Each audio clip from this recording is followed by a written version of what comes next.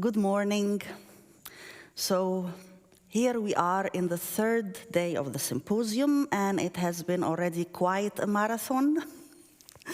And still for today, we have a lot of input, trying also to reach the end of the day and the symposium with a session on the concrete plans and actions we can have for the future.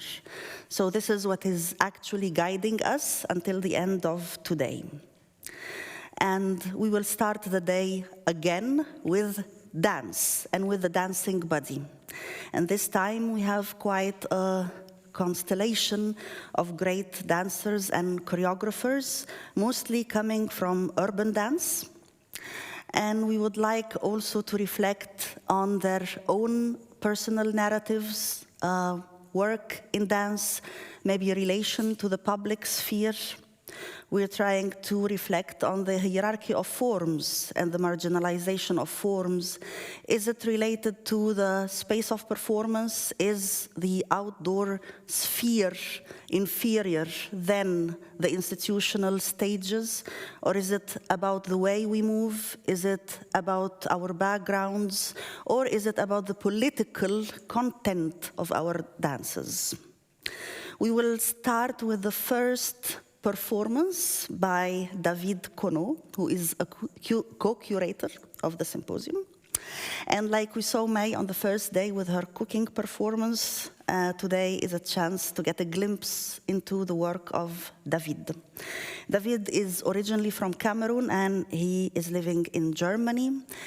And I want to say from my personal knowledge about him, not from what is written somewhere, that he has a very genuine interest in dance rituality and spirituality.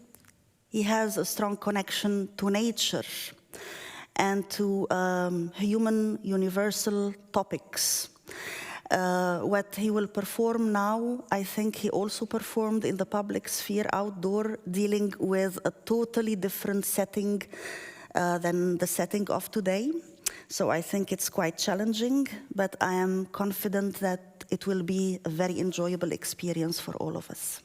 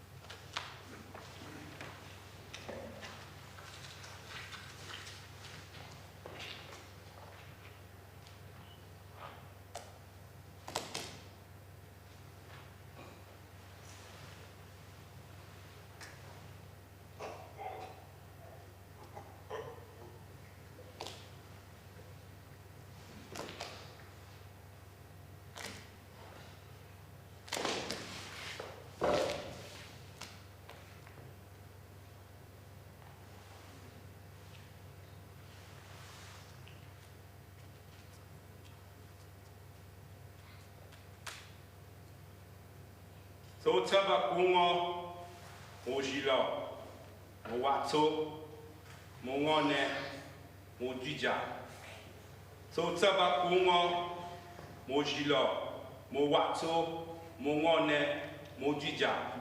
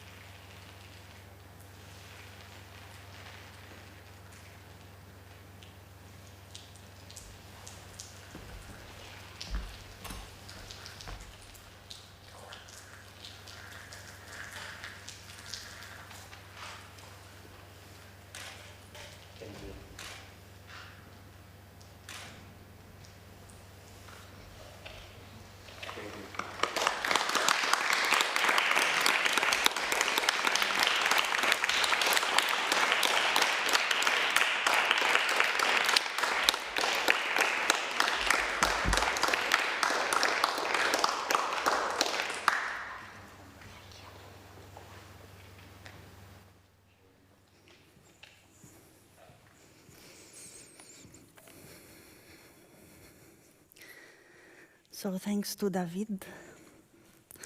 Still watching performance and dance, even on a limited scale, is very effective. Like also yesterday with Raphael Hillebrand. So maybe we can discuss everything at the end of the session, also regarding the contribution of all our artists in this session. Our next artist is Joy Alpuerto Ritter. Joy's roots are from the Philippines. She was born in the USA and grew up in Germany. She graduated at the Paluca School in Dresden and learned Philippine folk dance from her mother. She has been working with companies, choreographers like Akram Khan, Cirque du Soleil, Christoph Winkler, Constanza Macras. Her dance reaches out to a diversity of styles, from urban dance, voguing, folk, to contemporary dance. Since 2016, she has found international response as a choreographer and is one of the Aero Waves Artists 2020. And Joy will be joining us via Zoom. So welcome, Joy, and welcome to all our Zoom attendees as well.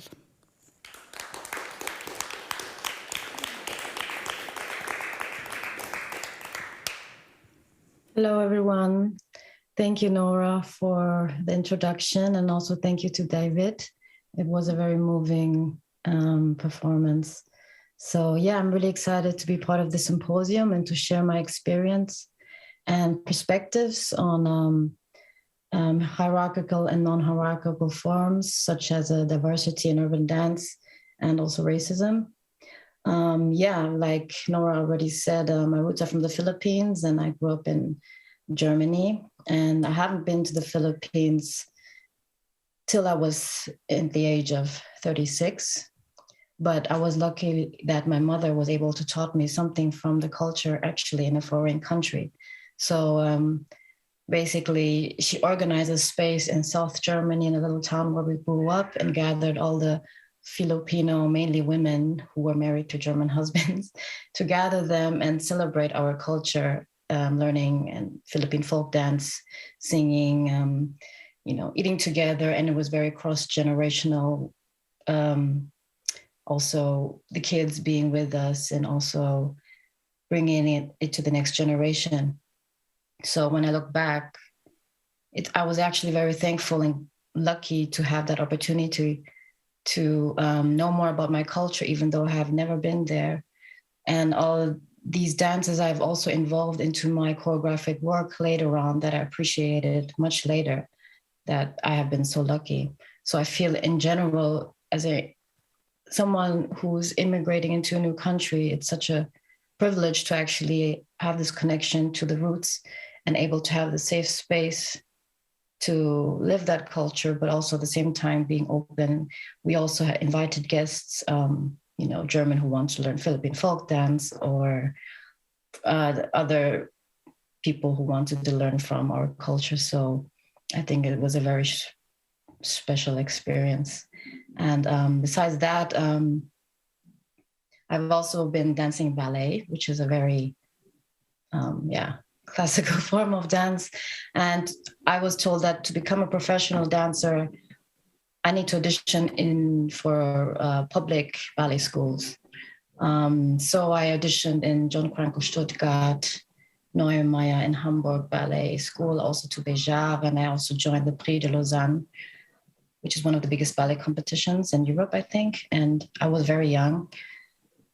Unfortunately, I was not taken in these schools, and I always had the feeling that I looked too different. And I always heard that my neck is too short and my shoulders maybe too wide. And I always had the feeling I don't fit into the norm of the expectations of these schools or to become a dancer. And of course you believe that. And I thought maybe it's not meant to be to become a professional dancer. So I almost gave up until one of the schools, which was the Paluca School in Dresden, accepted me. And I was very happy. And I said, okay, I will do everything to become a professional dancer. But they said, you have to lose weight, at least 5 kilograms. And I did that. So my meal was often just one bread a day. Besides that, it was a very strict education with ballet in the mornings, modern dance in the afternoon, and rehearsals. We had dance theory, dance anatomy, so I learned a lot. And I'm very thankful for this education. It really brought me to a quality and technical level that I have today. But on the other side, there was also, I guess, these young dancers that arrive in this city far away from their parents. I feel as teachers have a really strong responsibility of taking a role of a parent, not just educating them physically, but also educating them in the development of their personality. And I feel that some teachers were really taking advantage of these authorities. So there were lots of health issues, like eating disorders and even situations of trying to commit self-suicide from one of the students, even from one of the teachers was trying to commit self-suicide, and they even blamed the students for that. So it was quite intense. And we never talked about it. It was almost normal. But when I think about it today, it was not right. I feel if we had someone professional who was monitoring or counseling and guiding our health or psychological situation, maybe it would have a different impact on these young dancers and their upcoming lives, because it really had an impact, I guess. Besides that, being in Dresden, I was confronted a lot with racism. So that was a dark side of being in Dresden. Not much in the school, but mainly on the streets and the train. By the landlords I was living, they wanted to kick me out of the apartment. One of the Brazilian dancer almost got beaten up and was thrown in front of the school.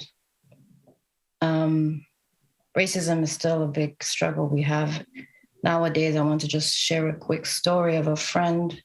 And this happened in Berlin last week. She's Asian, very fragile, very small like me.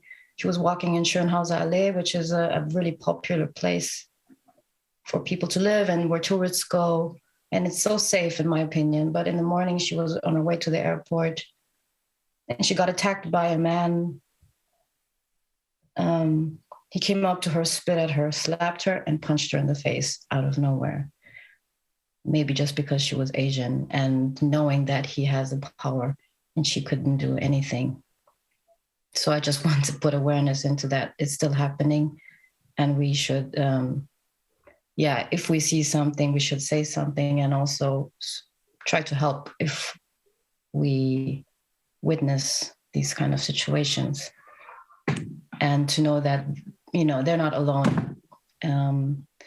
So experiencing these feelings, I felt very angry. I was full of rage. I was very, I had this energy. I wanted to become violent myself, but that is not the solution. So, and from all the pressure of the school, I found something that helped me, which was hip hop, the hip hop culture. I was going out to the clubs every weekend, partying, but that was my balance from the pressure and the hierarchical institution, going into underground club and just releasing and to feel free.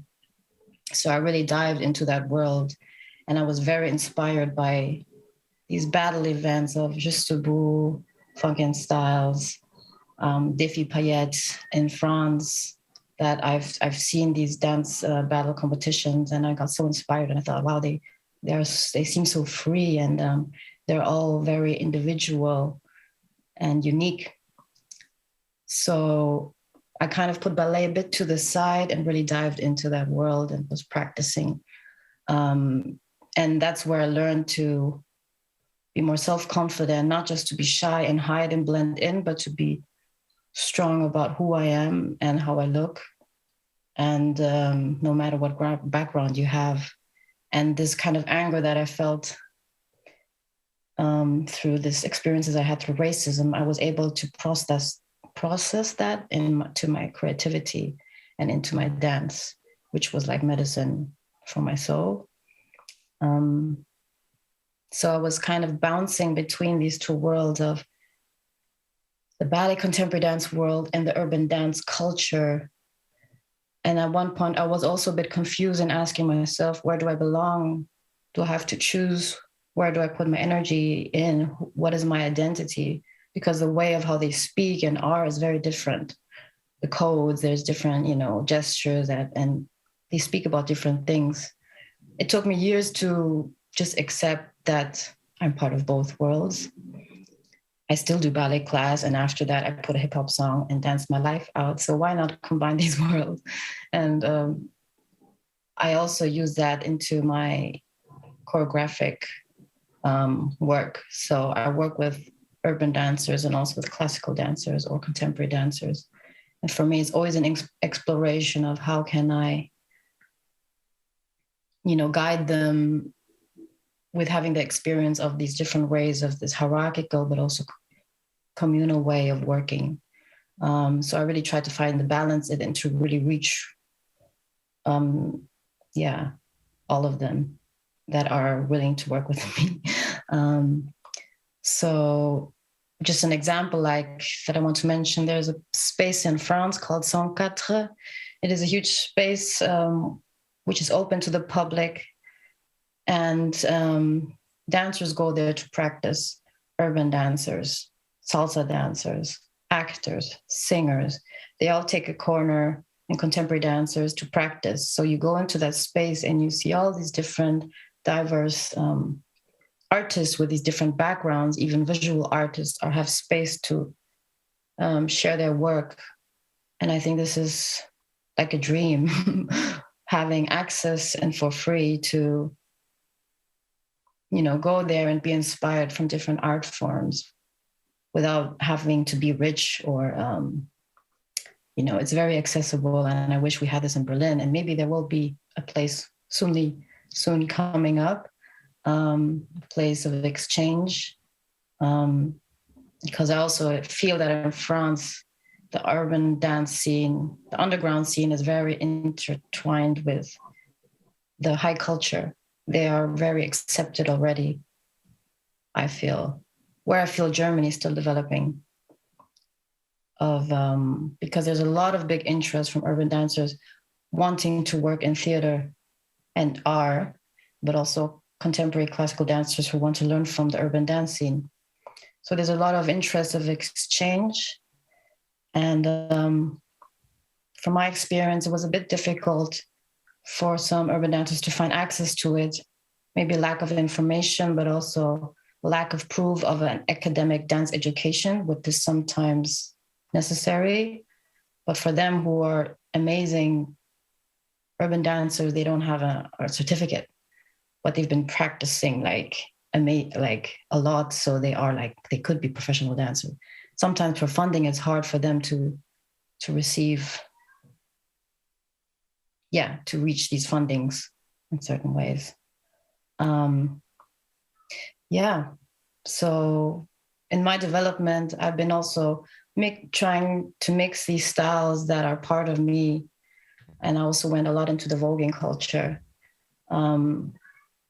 learning different voguing elements, mixed with urban dance, mixed with contemporary ballet. And it takes many, many years, I guess, to find my own signature as a choreographer and as a dancer.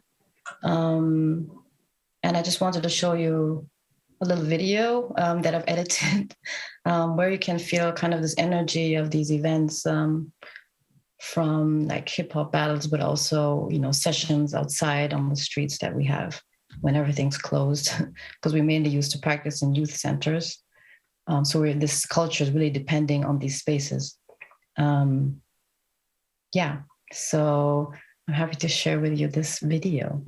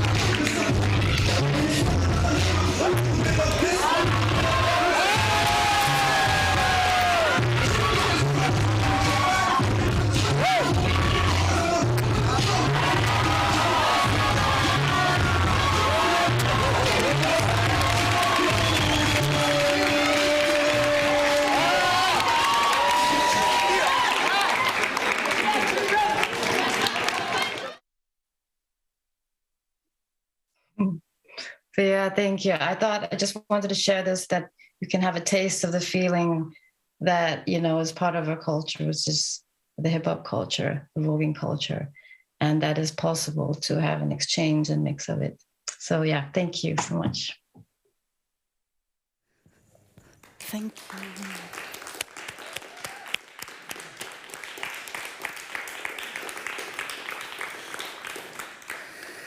Thank you very much, Joy. It's very difficult to transmit emotions through the screens. Yeah. But I'm very amazed, and the idea of organizing a battle between different dance forms is really growing in my head. I think at a certain moment we should stop talking and just dance the discourse with the personal narratives of each dancer and also with the political statement of each dancer. And that could be another form of creating and practicing change and discourse within a kind of battle between dance forms, not a symposium. So our next speaker is Grichka Caruge, who is a dancer and choreographer specialized in krump.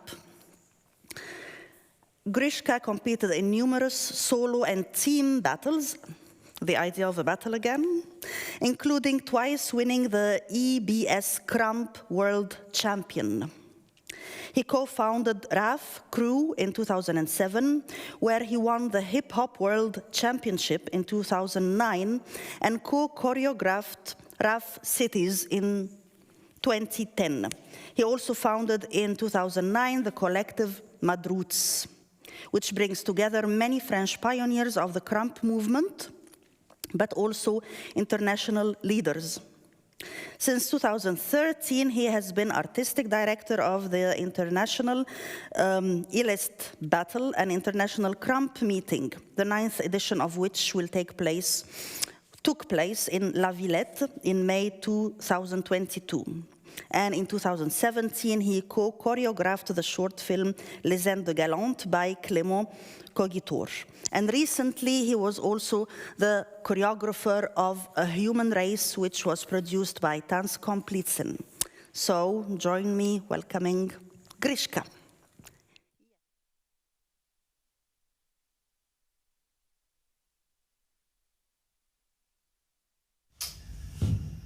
Hello everybody, my name is Grichka and I am from France and I am 34 years old right now. And I was raised up in a dance school because my mom is a dance teacher. She has a dance school for 40 years right now. So I've been growing up in the dance world since my early young age. So, and I started to practice dance around 3 years old, you know, the initiation of dance. But I've been studying ballet, jazz, modern jazz, contemporary dance, African dance a little bit later. And then at the age of 11, I made hip-hop dance. First was breaking, and then all the top dance as popping, locking, and house dancing, and hip-hop new style, you know, New York style. Yeah, so that's the formation I have. That's the experience I have as from my 3 years old until my 14, 15 years old. I was also playing soccer next to this, you know, doing sports studies. But at the age of 17, I decided to go through dance as a professional. And so, yeah, so I've been to Paris because I'm not from there. So I've been to Paris and started to work in musicals, TV shows, contemporary companies, African contemporary companies, hip-hop companies. Been doing a lot of battles, yeah, all that.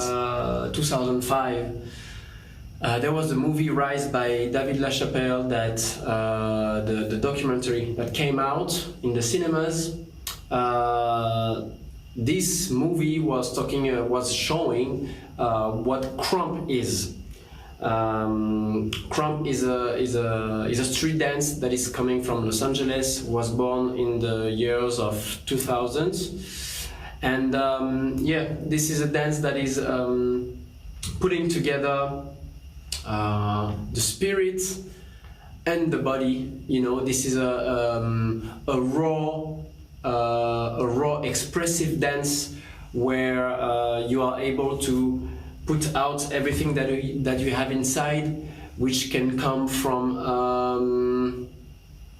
anywhere. It can come from negative thoughts or positive thoughts, or something that you've been through in your life, or something that you are living, or some imagination that you have and something that you want to express.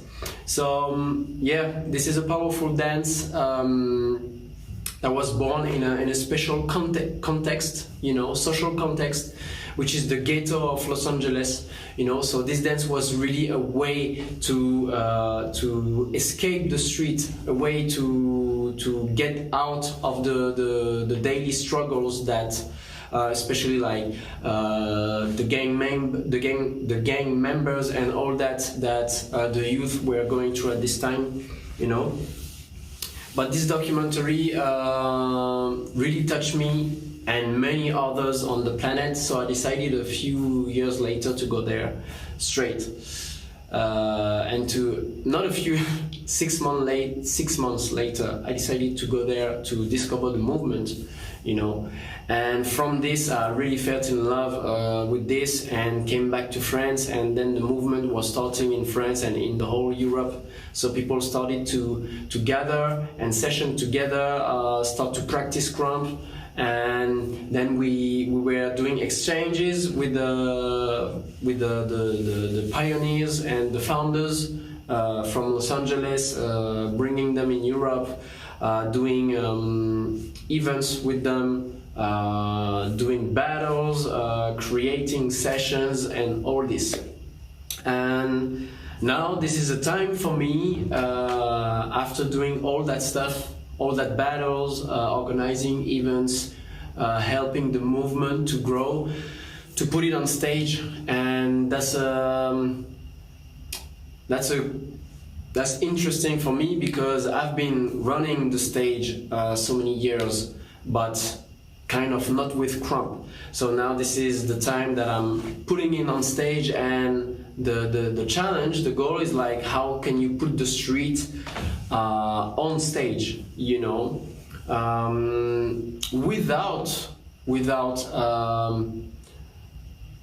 with keeping the essence of it, you know. How can you bring this street and raw spirit and feeling, how you can put it on stage but still have poetry, still have a relationship with the audience.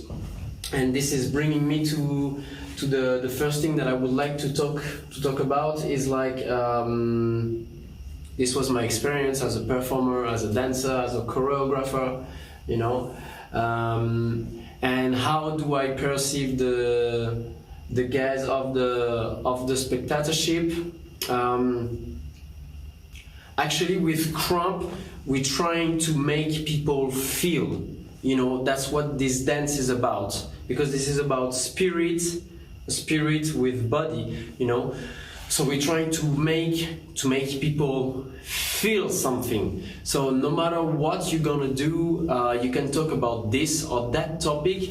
Crump has this power to make you feel something, and sometimes you don't know what it is, you don't know where you don't know what it talks about, but it makes you feel something that is really strong inside. And that's the most important thing to me, to give to an audience, is like, I love movement, because movement has his own energy, you know, his own language, his own way to talk, you know, and I think this can transmit a lot. So I know I have a special dance and that's why I love Crump, because Crump never never ask me to separate what I know from Crump and what I know from ballet, or what I know from hip hop, or what I know from African dance. You know, Crump is a contemporary dance, a dance of today. You know, so it has all this inside itself, and the identity I have is like a mixed dance. You know, I think that's powerful, because it's at the image of our society now. We are all mixed, and we are all getting inspiration and vibrations from all around the world, you know, with this global energy that everybody is more conscious now, maybe, you know. And I think it's powerful because it breaks also, you know, the codes and the box where people want to put you in, you know. So I'm here to push this, and I cannot do another way, because this is me, you know, this is how I am. Yeah. Now my challenge is like to really put Crump on stage, you know, and make it visible for maximum people, maximum audience, for people to understand that you can do something that is street, that has the street in its blood, and you can still put it on stage without changing it, but using the richness that you have, the richness that you have in this street culture, this street movement, and you can put it on stage, and yeah, but you can still put some poetry in it, and you have to make it, to adapt it, but it's not changing it. It's like to adapt it. So that's the main thing. Also, it's like, how can we choreograph something that is at first freestyle? How can we really use it and bring it to another level? And that's what I'm trying to do now, you know. And as I say, I'm using everything I had before, so I have other experiences in other dance styles, so I'm using it to put Crump on stage, and that's what make it special. And I think, but it's still Crump, because here the spirit is Crump, you know. people should stop to close their mind and open and to see what's beautiful, you know, outside of what they know for years, what they think is the right or the good thing or the good way to dance or to propose dance or to write choreographically dance. You know, just open, because there's always new generations, new dance. So it's time to look at it, because it helps also us. We are new, but at a certain point we will have to, and we already look at the new generation, because this is the future, you know, and that's how we fight this education. You know, it's all education and transmission. Yeah, about how to empower urban dance and crump and non-institutional, non-elitist dance practices versus a history of discrimination by the high culture and classicism.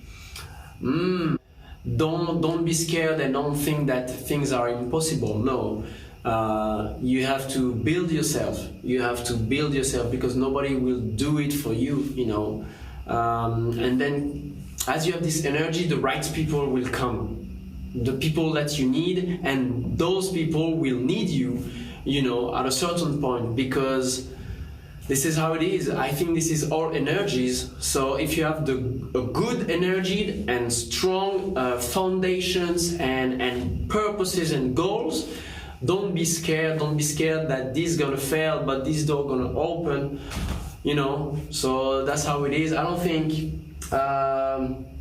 it's just trust yourself and learn how to talk about who you are, what you're going through, and express it. Express it. Can crump contribute to culture of equality and to breaking of stage borders? Of course. Of course, crump has been breaking harder stuff, you know. All the different nationalities, ages, physics are erased. You know, you cannot see it. You can just see humans expressing, fighting, and trying to be better. To be the best version of themselves, pushing their own limits, you know. So that's how crump is equalizing everything, you know, everybody, you know. And yeah, breaking the stage borders, of course, because this movement is too powerful. It has too much story inside, you know, and this is a dance of the everyday move. I will show you right after, so you will understand that we can do so much with this. I will show you, for example, like 3 basics, you know, which is stomping the floor, you know, so you can do it like this, you can do it bigger, you know, you can do it faster, you know, and stomping is the movement that you are doing every day while you are walking. You know, so stopping, you just exaggerate a little bit this movement, you know, and it can mean a lot. You know, you are bringing the energy back to you, or you are stomping the floor, trying to ground yourself. You know. Second basic is the chest pop. So this is chest breathe, and this is something that we do each second of our life. You know, so. We can breathe, we can hit it, you know, it's like you hit, you contract it, boom, and you can power it, or you can bang it, you know. So yeah, this is the power here, you know, strong thing, you know. And then we have the hands, you know, so we have the jabs, which is inspired from boxing. You know, that's why you can see in crump that there is this powerful thing, this fight martial art thing, you know. Jab, we have the swings. You know, this is how we throw arms, you know, and we have arm placement. This is how we place our arms, you know. Behind all those basics, you have the character. The character is your intentions behind the movement. So as each time you're gonna see a krumper that is dancing, you know that all the moves have an intention, you know, and that's the power of krump. Like, you can really express yourself. You can really express the way you want. So you see that there is no limit. This is unlimited dance. So imagine everything that we can do on stage. I'm so excited right now with everything that is gonna happen with krump, because we are coming. Thank you. Peace. Thank you, Grichka.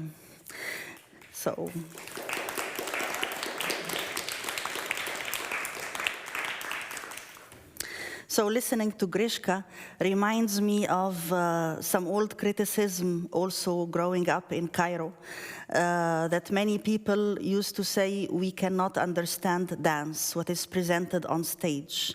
It seems so abstract or distant, or that it is presented to a kind of maybe elitist audience. But to watch krump and also to listen to Grichka, I understand that it is not about the dance itself, but maybe about how it is delivered, about how it is embodied. And if maybe the dance includes also the heart and the soul and the mind and not only the body, and that all those factors are pushed forward, then I don't think anybody can say there is a kind of dance illiteracy or not understanding dance. And I think it's also very, very interesting angle to discuss later about how this form of dance, when presented to young audiences, can also support diversity and building a new future for the stage. I think it brings a lot of new aesthetics to stage dance, coming from urban dance and the street dynamics when brought to the stage. And having watched A Human Race, I think they really managed to change how the stage is usually colonized by very specific aesthetics. Our next speaker will present us a video, almost a film. She is Bahar Gökten, a dance artist. From her foundation in urban dance styles, she explores movement from a variety of approaches. Her process-oriented creative philosophy is characterized by cross-genre curiosity and the power of improvisation. The promotion of young talent and the exploration of choreographic methods are essential. Her collective Neutrospective, founded in 2012, stands for the visibility of urban dance styles in a stage context, and has been one of the factory artists at Tanzhaus NRW since 2020. Bahar is currently artist in residence at the Rautenstrauch Jost Museum in Cologne. Enjoy.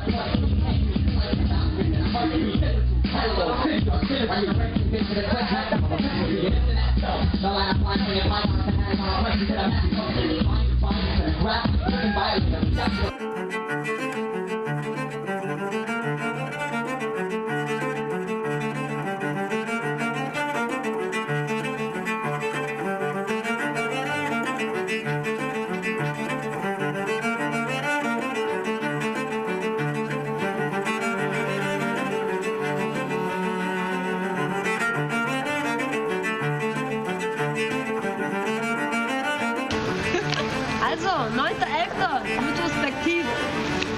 Flottmannhallen. Cottbus Festival 2012. 9. November. 18 Uhr. Komm vorbei. Die Großstadtfliegerinnen. Die Großstadtfliegerinnen.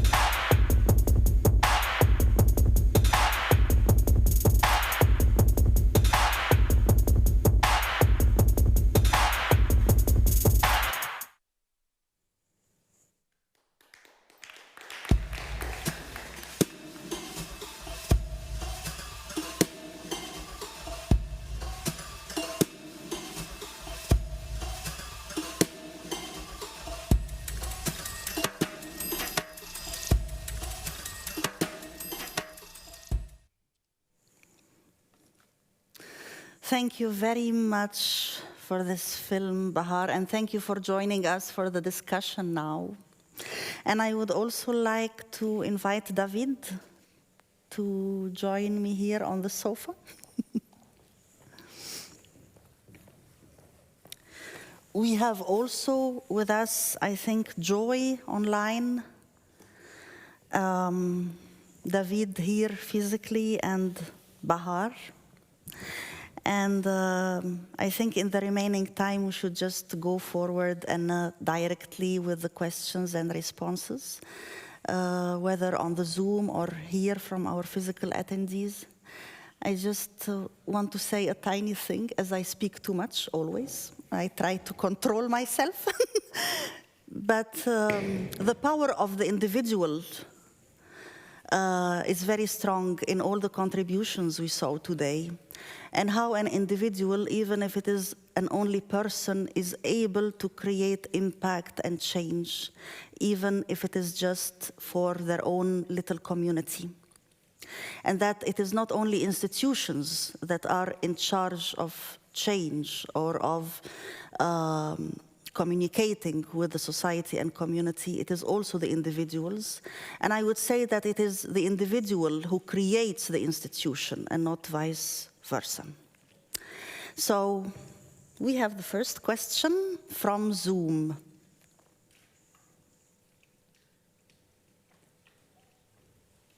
Yes, please, go ahead. We can see you. But we cannot hear you. Good morning. Hi. Good morning. I'm Dr. Leonard Cruz. I live in Essen, Germany.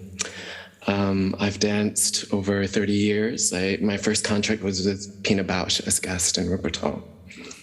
I was just hearing these talks, and I think they're amazing. I think it's very important to really acknowledge our ancestors, especially if we're coming from a country that is not the country that we're living in. And I really relate to what Joy was speaking about. I'm Filipino. I think it's important to embrace our ancestors that came before us and to realize and understand that history is being repeated again. You know, the important artists that came out in the 1900s, they took from Asia, they took from Africa, they took from the Latinx and South American. And it's still today. You know, I think we must understand that when I see voguing and fans, I think of my Asian diaspora and Filipino folk dances of the Mindoro people that were royalty. So I think it's important to really, really start embracing the cultures that started this off of who we are and how we bring that today in Europe or whatever Western country we live in. The question I have is that why are not arts dance organizations in Germany more diverse? And why isn't there support and funding allotted specifically for people like us? And I saw a step in Dachverband Tanz with now realizing special needs. But why is it that today we showcase almost, and I don't mean in a bad way, I just feel like this happens once a year where we showcase artists and we talk about this, but there's no change happening. And I'd like to hear from the panelists, their experiences. I've been here for over 30 years and I'm still struggling as an artist and as a scholar in Germany. So I'd just like to hear from the panelists what changes would they like to see within cultural arts organizations. I think this question goes primarily to Joy, and then maybe we can also all respond, of course. Yeah?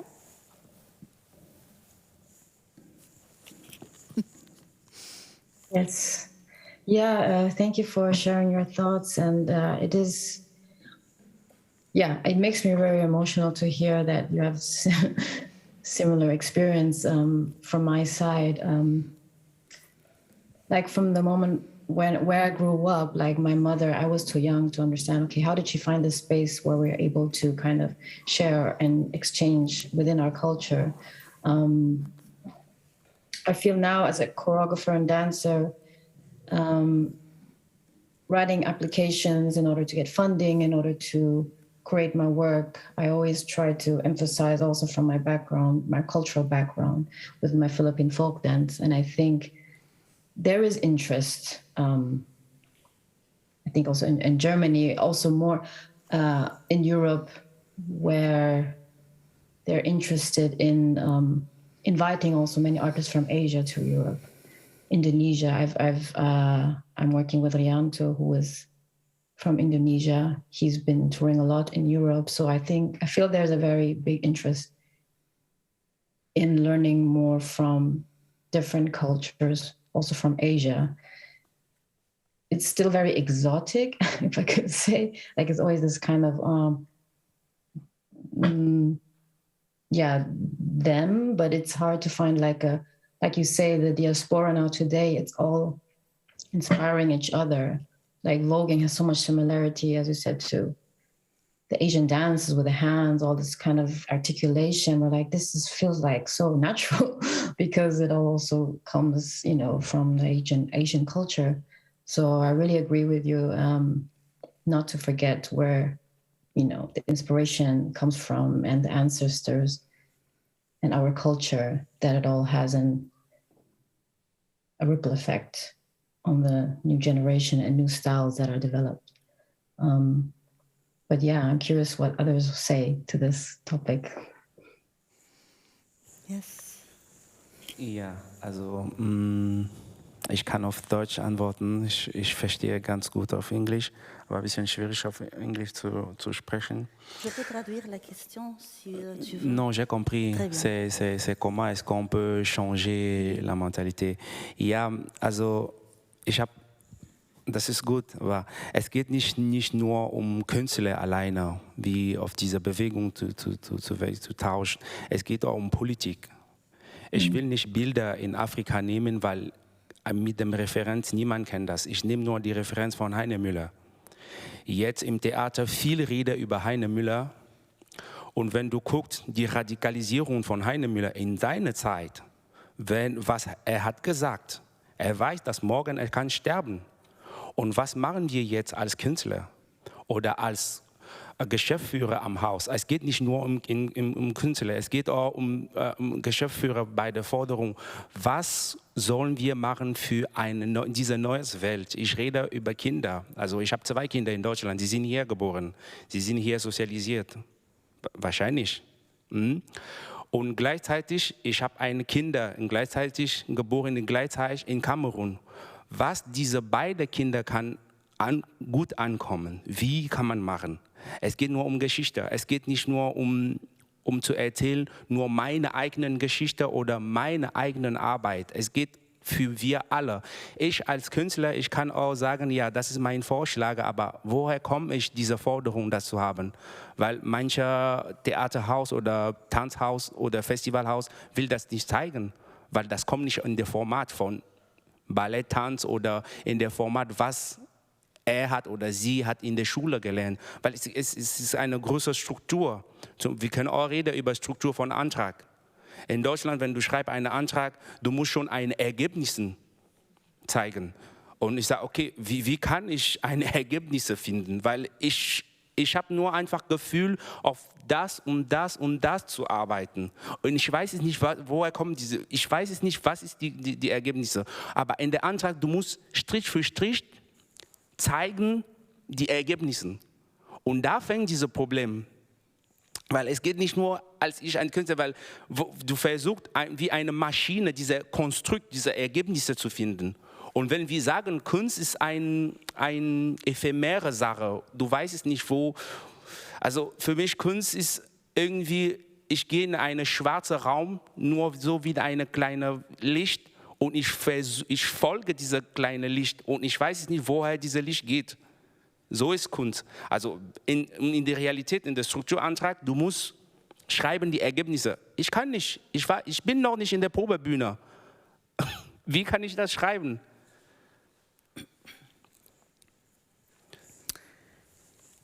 shall we move to Bahar now? I feel really restless and wanting to contribute. Please go ahead.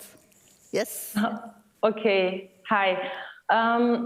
Well, coming back to why we are having not still this diversity, it's a big question for me still. So I have no question. I have no answer for this, for sure. But what I feel like, or what I know for sure, is that it's important to just keep on going and adapting to certain situations and creating out of these situations to be visible and to be inspiration to others, for sure.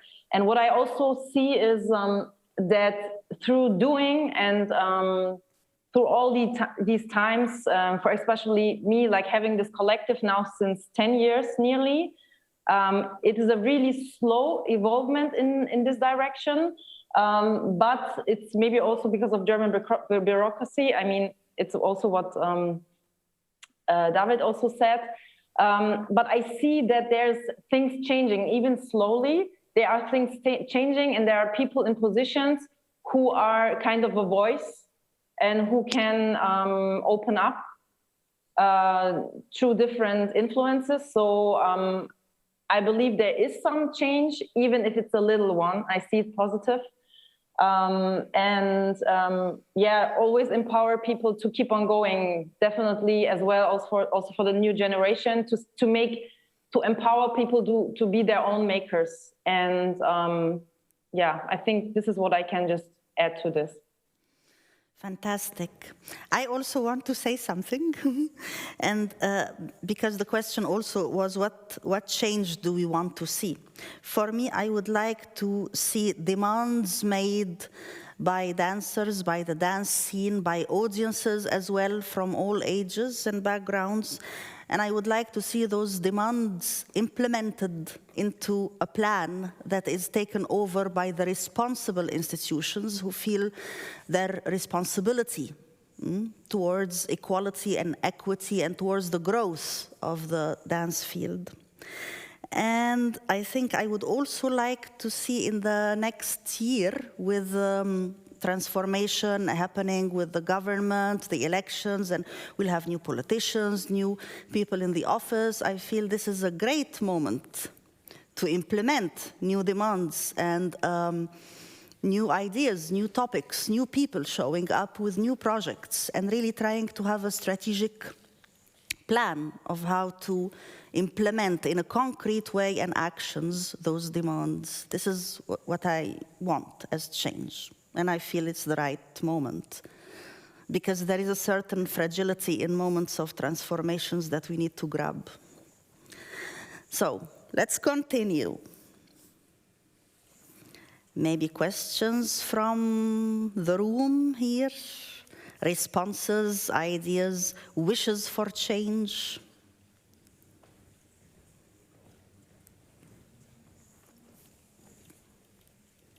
Yes. The microphone should be over there. Ja. Hallo, mein Name ist Juliane Raschel. Ich arbeite am Künstlerhaus Mosongturm und mit dem Hessischen Staatsballett zusammen. Wir haben ein Projekt, das nennt sich Tanzplattform Rhein-Main. Ich habe eine Frage, die ich gerne an Joy richten möchte, und zwar zum Ausbildungskontext. Erstmal vielen Dank, Joy. Das war sehr eindrücklich und sehr nah, dein Bericht.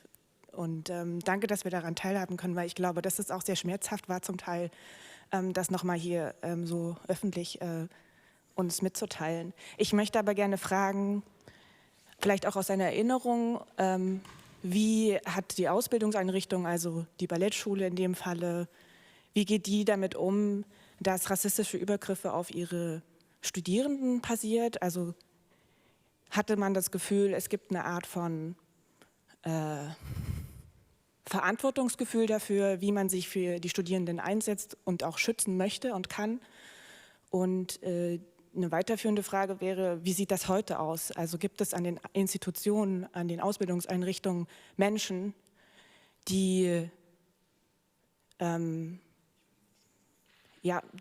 sich dessen bewusst sind, dass wir nach wie vor in einer rassistischen Gesellschaft leben. Und wie schützen die ihre Studierenden? Und da meine ich nicht nur, dass natürlich der Rassismus auch innerhalb der Institution stattfindet, sondern eben auch außerhalb. Wie stellen sie sich vor ihre Studierenden und können sie empowern und auch unterstützen? Genau. Yeah, should I answer English or German? I think I can already step out of the moderation and let David do it, because my B1 doesn't help me to professionally run this discussion. But I would appreciate to remain on the sofa next to David and maybe listen to some answers in English if you can help me in my weird situation. English, yeah. Okay, because the question was in German. But yeah, at that time in my memory, I just talked about this racist experience with friends, not in the school. And I didn't really feel the support from the institution. I think they knew of some incidences also from classmates, but I don't remember that there was anything official or someone who was helping us or even giving us a possibility to talk about it. And we were very young, so, you don't really, burst out with information. You're still, insecure, so you just kind of keep it for yourself and think maybe, I have to deal with it. And nowadays, I don't know, because it is, we're becoming more international. Dancers are coming from everywhere to find a good education. So I think I would really love to know if there is more support or psychological, mental support for these young dancers during their education. I don't actually know nowadays. It's been a while, but I think it's really important to have that option to talk to someone professionally from the institution, from the school, education, or even like a general hotline for racist attacks. I don't know. It's like something, because my friend, for example, who got attacked, she's afraid of having post-traumatic stress disorder now. She's afraid to walk alone in the streets since then. She never wants to come to Berlin. It's like, yeah. So I think we need people to talk to, and that's important within the schools, but I feel it's more in the public, in the daily life. So yeah, I hope the education, the schools are aware of this and maybe offer some help, yeah.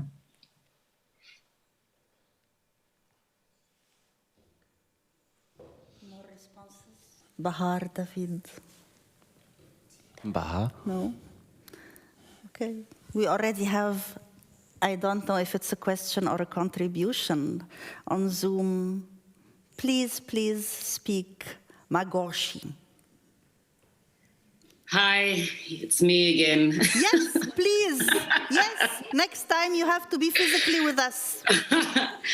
No, I think I'm okay with being protected by the screens, actually, because, that's what on the first day when I said that Corona gifted me this distance, is that I realized, as I said yesterday, when I said in that hierarchy, then after the dog is then the Black woman, is that in these spaces, we are sometimes uncomfortable to speak and we hold back. And since the screen and the safety of my home, I feel I can talk and then I switch off the camera and I'm back in my safety so that I do not insult people's senses and we go into this thing in our fear of being told what it is ohne Abwertung. Weil manchmal, wenn man sagt, genau was passiert ist, dann kommt dieses Gefühl, dass man gibt eine Abwertung, and then people are defensive. And we are literally just saying, as we heard from, unfortunately, I forgot the contributor's name, the Filipino doctor in Essen, I think, who spoke after, who asked the first question and said that thank you for recognizing our ancestors, because when I saw the crump happening, I saw Zulu dance in South Africa, which is that and you raise and you do that. I saw warriors with the chest. So I don't have to do crump or I don't have to do blah, blah, blah, which is a codified thing. As an African child, it is there, but it was not acknowledged or it was not written into the history as the standard, as we spoke last night. So the question or the way I would answer what we want to see is that let us stop integrating the other. Let us stop saying that when I arrived here, they said to me I should do internships, I should do Ausbildungs. I had a bachelor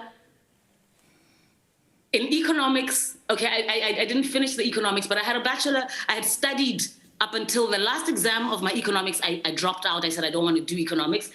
So I know economies of scale, exponential growth. I know acceleration.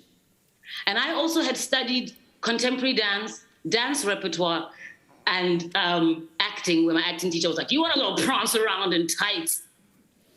And then I came here and they said to me, do an Ausbildung. I'm like, but I am qualified from one of the most prestigious universities in my country, where I learned about Marie Wigman, who broke out of the ballet and she did the Hexentanz, which is what the Krampers are doing, but they're being called something else and they're not part of the canon discussion.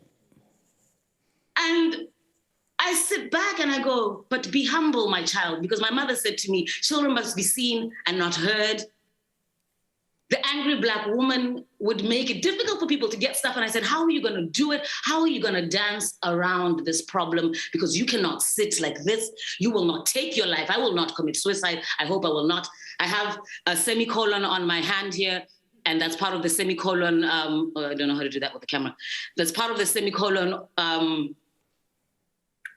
Someone started it online. In the end, that person did take their life. But as we know from English and literature, the semicolon means that my life is not over. So I keep trying to remind myself that please stick around, maybe it'll change.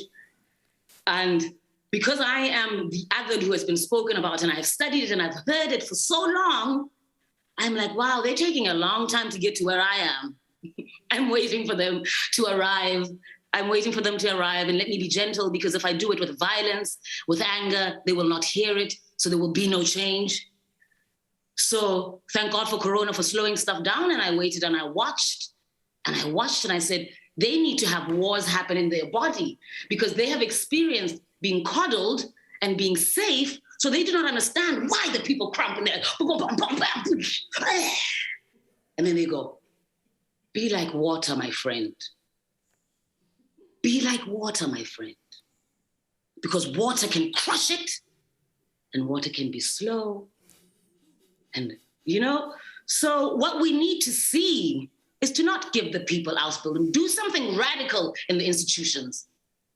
Don't ask them for forgiveness. Do something radical. Put somebody in. You. Anybody. I'm tired. Put somebody in. Maybe me. Write me an email. Yes.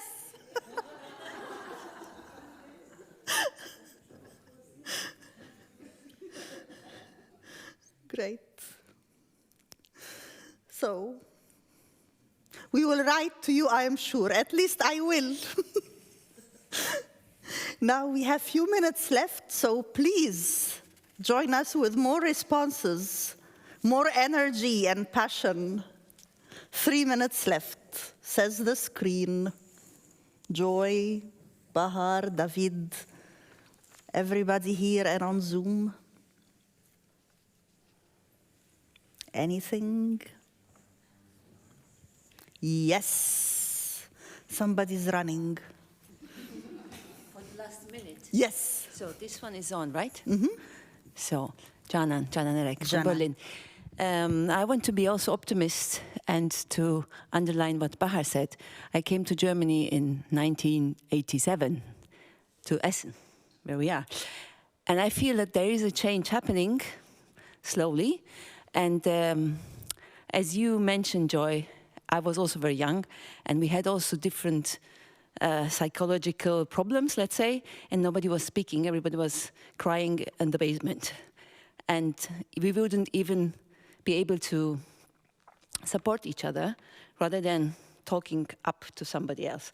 So I think by doing these communications, by having these options of talking to each other at least, I mean, it would be nice that I don't know how many people are hearing us. I would say we are on the right track.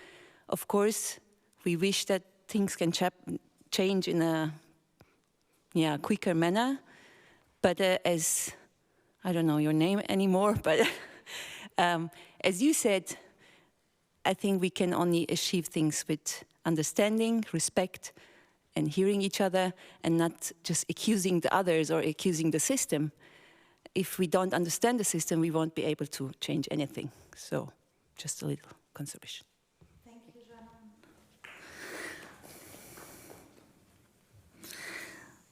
Yes, I would also like to end on an optimistic note. So if no more responses, now maybe we can close. And yeah, David, Bahar, Joy.